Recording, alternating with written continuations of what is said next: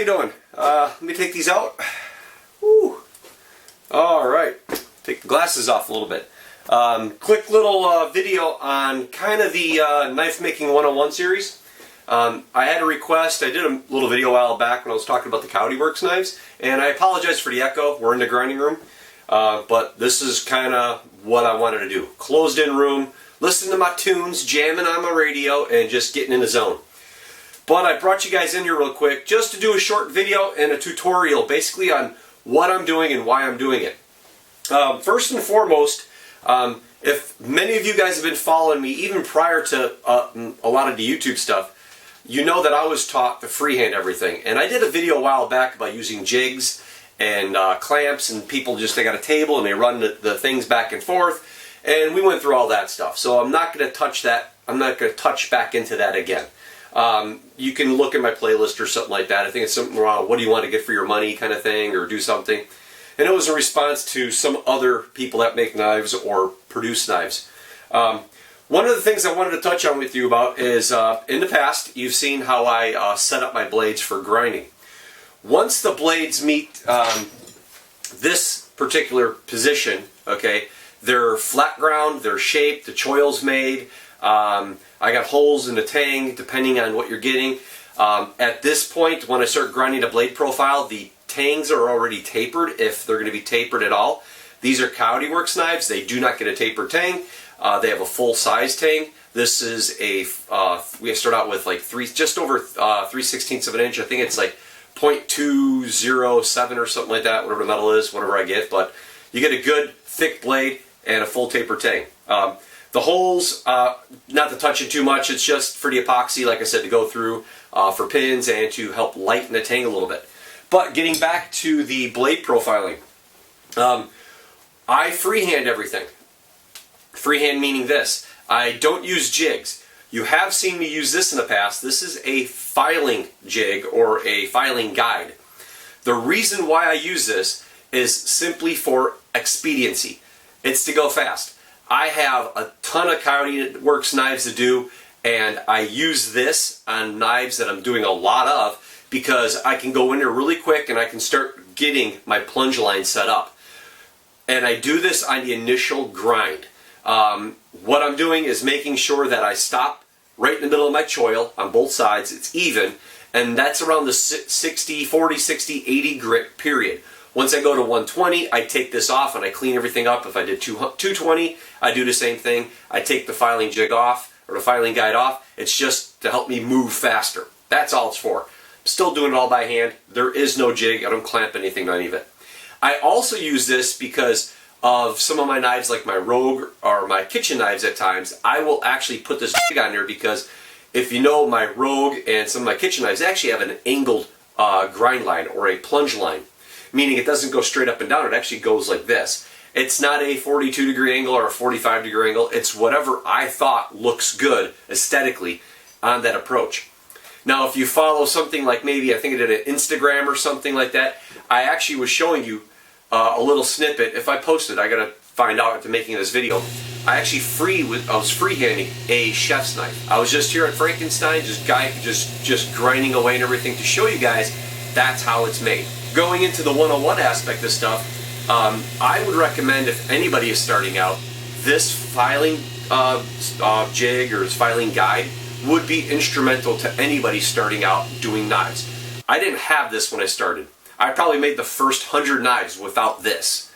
I bought this when I started doing my pucos because I needed it to file because I was doing hidden tangs or rat tail tangs.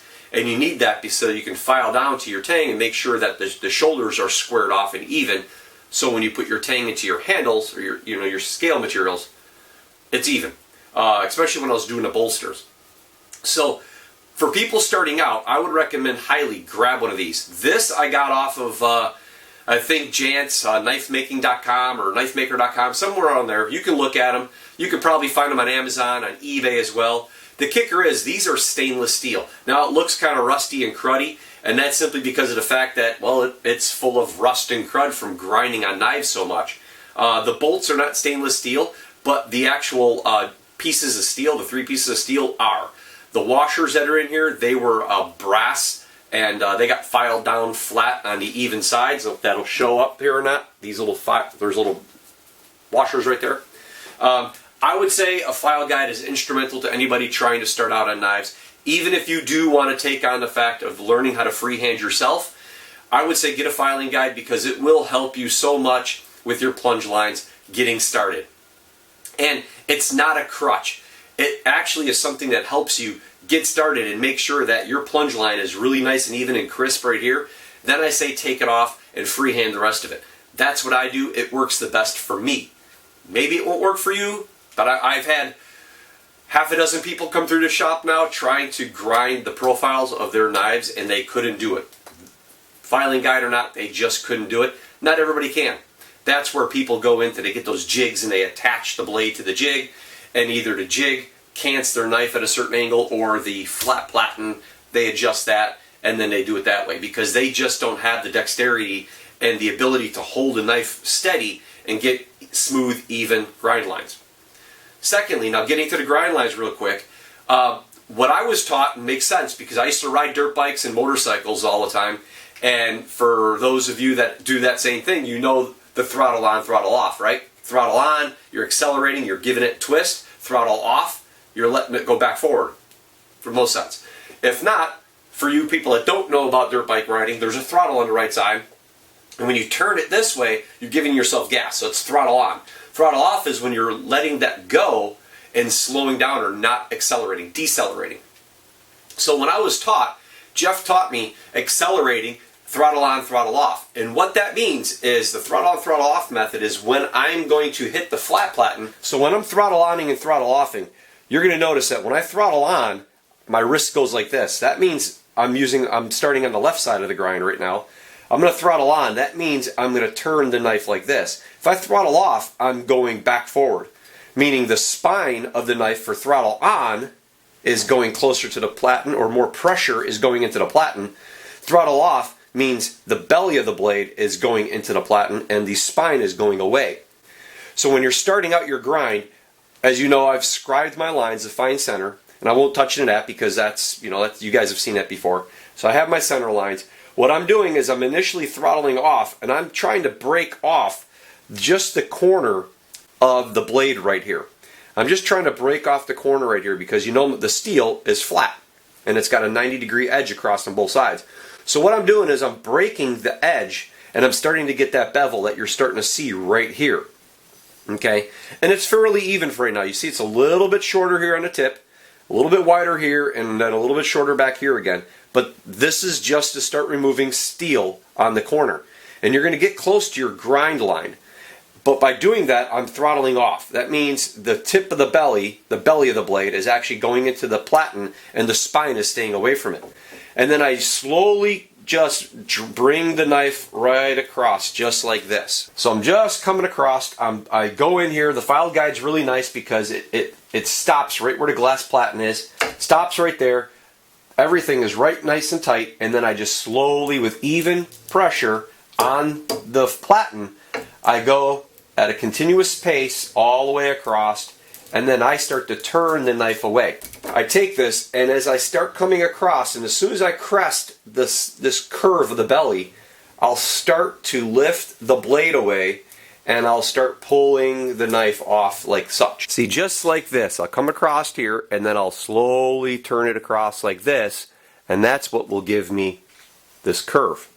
And then as I slowly come through the blade, and I start to throttle on, meaning the spine of the knife is going closer to the platen, as I start to throttle on, it'll actually increase your grind from being just a tip. It'll take this grind line further back up to the spine, and that's what you want. And then as I bring this across, I'll bring it down this way, I throttle up, and as I'm coming across, I will then pull this back. I'm going to exaggerate it, of course, to show you guys better on camera. I'll exaggerate it. I'll pull it this way as I'm bringing it across here, and that will increase this grind line closer to the tip. And before you know it, this grind will be up to about here, and then this point that you see here right now will actually come over to here, and it'll actually make more of a sweeping line like that. One of the other things I wanted to touch on real quick in showing you what this all looks like. The other thing is really quickly is making sure you're pushing this way. You know, I put my thumb on here and I hold it like this. You can't wear gloves. You can in a way, but after a while, if your gloves hit this, you end up wearing out the fingers on them and everything. And if you wear gloves, it also hinders your feel of the knife because you don't want to overheat your knife. So I work barehanded. It's just the way it is. I recommend it. Just toughens your hands up a little bit, but I would recommend that. The other thing is applying pressure. You want to make sure you're applying pressure evenly. You're not twisting too much this way, and you're not pushing too much this way, if that makes sense. You don't want to push too much this way or this way, because that will break your grind and it won't be as even. What I'm doing is I'm coming across here and I'm starting to lift the tang off the platen more and apply more pressure here to make this grind open up wider and start to bring this grind line back this way. At the same token, every time I go in, I plunge, and I'm going to come up to about here, and then I'm going to slowly bring it off.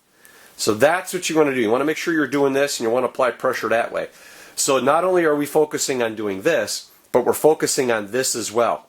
The third thing, and that's why I was mentioning about the file guide for new beginners, is making sure you're in this way and you don't have an uneven grind. That sometimes you come in this way in your plunge line, others you're going to do like this. If you go in your plunge line and you're like this, and then all of a sudden you twist your blade slightly, you're going to grind into your ricasa going in that direction. It's going to mess everything up and you're going to hate yourself for it and you're going to have to start over again. So file guide would be a definite recommendation for a lot of the newbies starting out. But yeah, you come in here like this, make sure throttle down, throttle on, that kind of thing. And as you go, make sure you're staying steady this way and you're not applying too much pressure, because what you'll end up doing is you'll end up getting big gouge lines going across here, and then you'll have to try to feather all that off.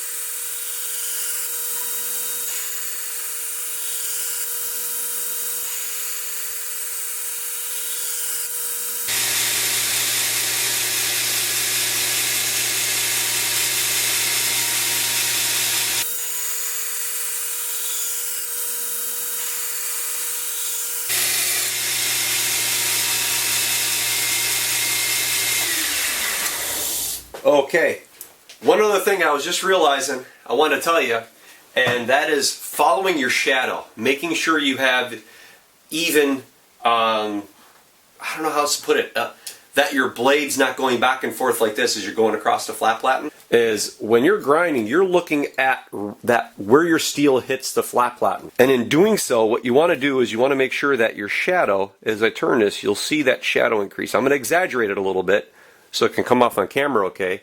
But you see how it's really tight here. You see how there's virtually no shadow. There's no black line. You can see the steel and belt.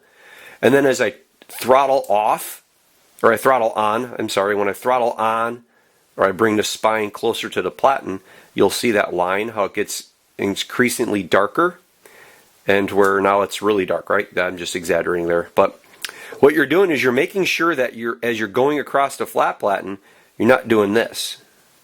See? When you start doing this, it's going to actually make your grind wavy, and it's going to be uneven, and you'll actually have grind lines where you'll have the belt right here, and you'll have a mark right here, and then you'll have a mark here, and it'll almost look like a W in a way. But anyhow, you can see my grind, as I was talking about before, how it goes high here, but then it starts to taper off. And what I'm doing is I'm bringing my grind over this way, and then this will come up a little bit tighter, and it's going to taper off.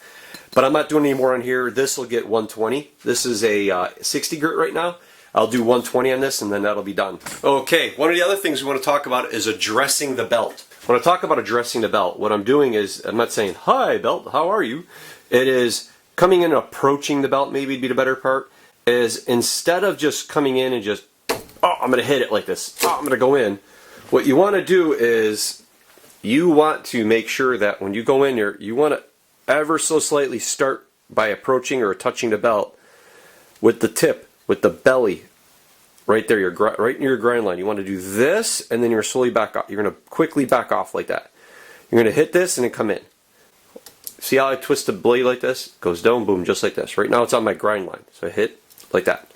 You don't want to do this and then in. You don't want to turn your, I'm going to exaggerate again, you don't want to go spine first and then in, because that will mess up your grind line right here. What you want to do is you want to touch first with your spine and then drop with your belly and then drop your spine into it, or to get your grind line going.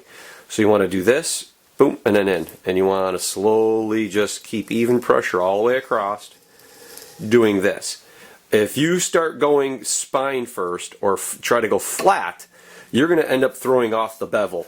And you're going to throw off where you start connecting. You're not going to have an even line like that. It's going to go again back and forth. Or you might end up with a concaved blade, meaning instead of a full flat, you're going to end up with your blade going like this. So if my fingers are the tip of your blade, if you go and you roll against a platen, you're going to end up with your blade being concave, kind of like an axe. An axe is like this. It's not flat. And on this part, you're not going to worry. You're never going to have a convex blade because this is not a 10-inch or an 8-inch or a 12-inch round wheel. But what you want to do is you want to make sure you don't do that. So by unevenly approaching or addressing the platen in the belt, you're going to end up curving your spine or curving your blade profile, and you're going to have uneven passes. Meaning as I go across, this is an even pass. You'll see right here, it's completely even going all the way across here. If this was not completely even and flat from this grind line to here, it's flat. If this was not flat, you would see kind of more of that convex look by the way I move this in the light. And that would be because I was taking the blade and I was doing this kind of thing to it. I was doing this as I was approaching it and grinding it back and forth. And I think that's one of the hardest things that people have a tendency of doing, or when they're trying to learn here in the shop, is they have a tendency of doing this, not just blade first, not tip first, and then your grind line, your belly first, then work it in like that. I'm going to roll in B footage after this to show you a little bit about the grinding.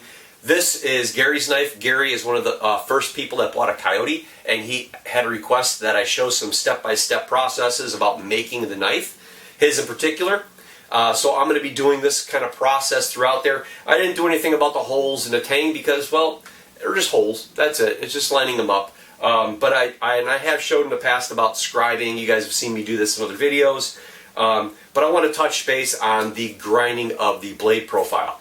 So I'm going to get back to grinding. I've got 18 of these knives over here on the side to start going at. I got 5 to get ready so I can throw them into heat treat in the next few days. And that's it. So thanks everybody again. Don't go away just yet because I'm going to throw some B-roll footage in here. But I just want to thank everybody for following and subscribing. If you haven't done so yet, hit that like, share button kind of thing. You know, do all that kind of stuff for me. And until next video, I'll see you then. Bye.